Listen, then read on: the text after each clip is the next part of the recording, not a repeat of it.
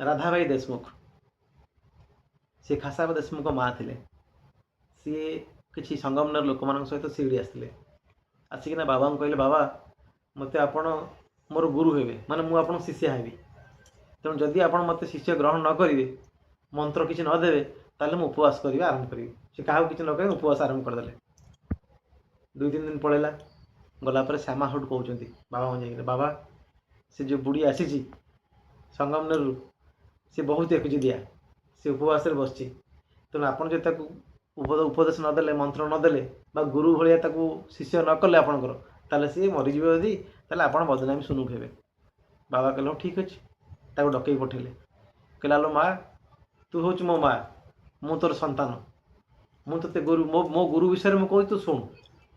बाबा तांको गुरु विषय कहते जे गुरु थिले मोर अतीब महान सेवा कली दिवा निशी धैर्य और विश्वास समर्पण कली होईगले सी खुशी जे मु दुईटा जिन मो गुरु को देती गोटे धैर्य और विश्वास मु ना गुरु मानुली ना मत शिष्य करते मुझे भल पाई बसिली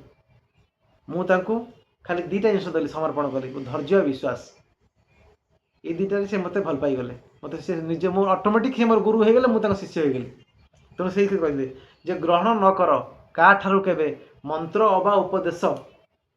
गुरु ही तुमर प्रकृत ईश्वर चरण रख विश्वास तुम गुरु हूँ तुम भगवान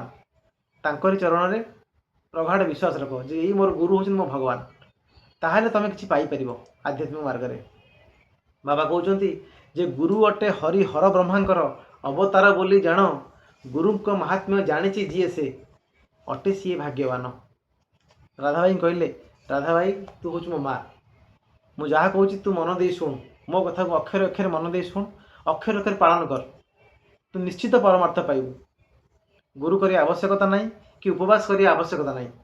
शेष कहले भावना कर्मर एकमात्र साथी मते तुम्हें करी निय परमार्थ एवं निसंदेह रुह कहूँ मु साई दिय बाबा कहते तोर भावना और कर्मर प्रति भावना प्रति कर्म मत स्मरण कर जहाँफल कि तो पाखे रही बाध्य होकर तो पाखक जी परमार्थ एवं निसंदेह रुह कहू अच्छी साई दिय जे तोर परमार्थ हवा सुनिश्चित ते आवश्यकता नहीं घंटी बाटे पूजा करिवार दीप जालिबार मंत्र पढ़िबार तोर प्रति भावना प्रति कर्म मत तू सांग करने मत साथी करने तोर परमार्थ हवा सुनिश्चित ए संदेह नहीं यह शुणी राधाबाई शांत हो गले मन प्राण शांत हो गला बाबा चरण में साष्टांग प्रणिपात कले जे प्रभु मुझे प्रकृत मार्ग पाइबली शिष्य कौन गुरु कौन मु ते भल पाइबार नहीं मोर ता भर शिष्य गुरुर संपर्क बाहरी बाबा आशीर्वाद देले से खुशी मन में घर गले।